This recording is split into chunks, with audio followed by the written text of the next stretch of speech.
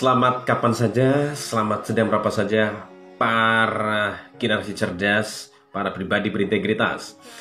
Kita akan melanjutkan materi kita tentang pribadi yang unik. Kita sudah berhenti pada poin yang terakhir waktu itu adalah tentang pribadi yang berahmat, karena dia mempunyai penerimaan diri atau acceptance atau self acceptance dan celebration atau celebrate atau mensyukuri akan dirinya sendiri.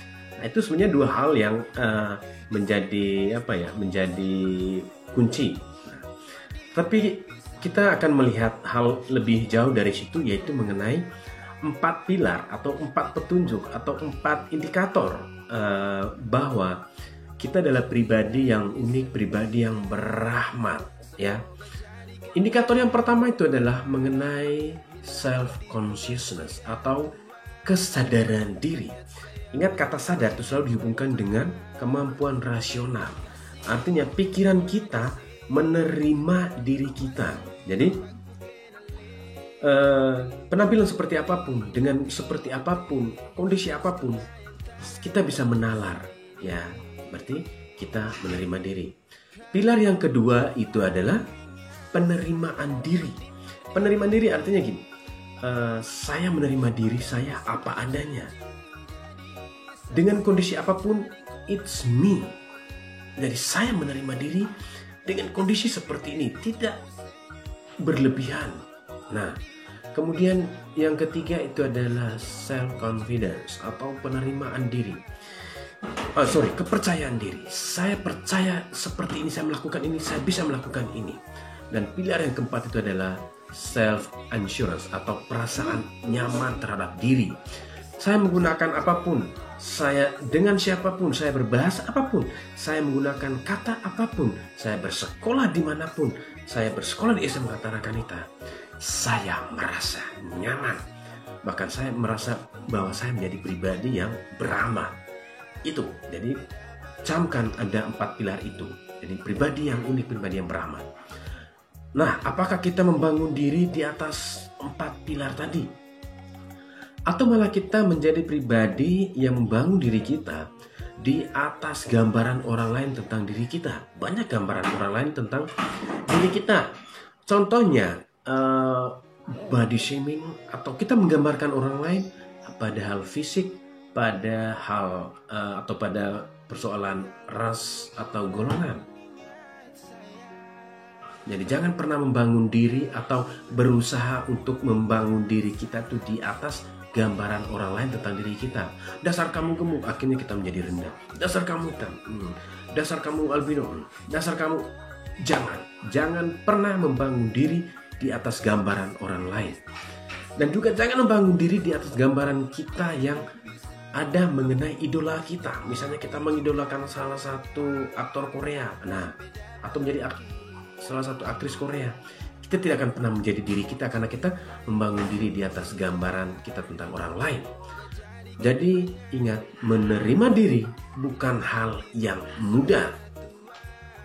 Jadi menerima diri bukan hal yang mudah. Karena apa? Karena kita berada dalam masyarakat yang majemuk. Artinya banyak hal yang berada di luar diri kita yang mempengaruhi diri kita.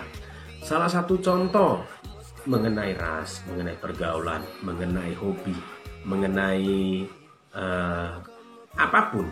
Ketika itu menjadi majemuk, kita pun berada dalam lingkup seperti itu.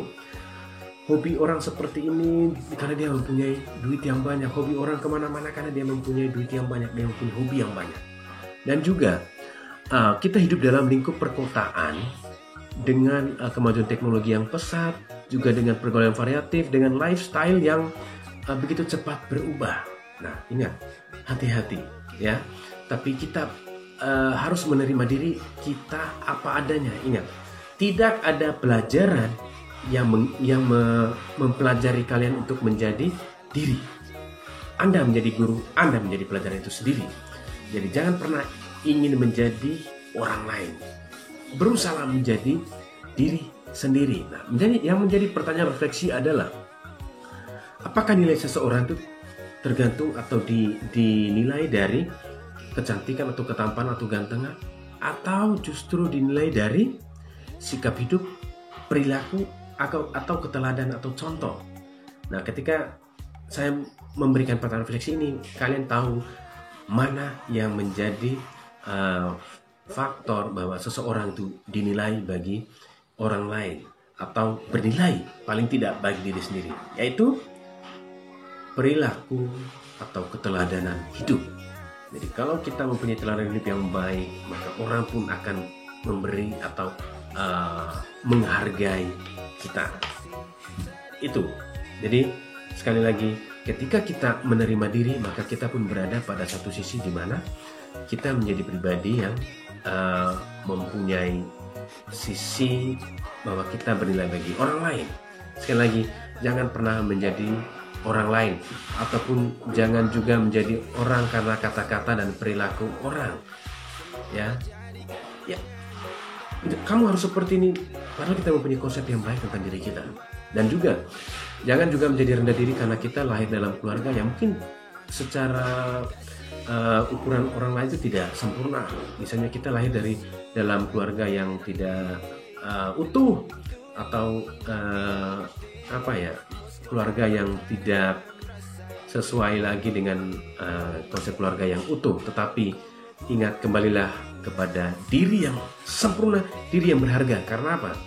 Dalam kitab Kejadian dikatakan bahwa Allah menciptakan manusia secara sempurna, yaitu menurut gambar dan rupa Allah. Ingat, ketika Allah menciptakan benda-benda lain, dia mengatakan bahwa semuanya itu baik pada tingkat positif. Tapi ketika menciptakan manusia, dia mengatakan bahwa sungguh amat baik, sungguh amat baik. Jadi diangkat pada tingkat superlatif. Karena apa? Karena Allah menciptakan manusia menurut gambar dan rupanya. Jadi kembalilah kepada dirimu sendiri, karena dirimu sangat berharga, dan itu menjadi bukti bahwa kalian adalah pribadi yang unik. Terima kasih.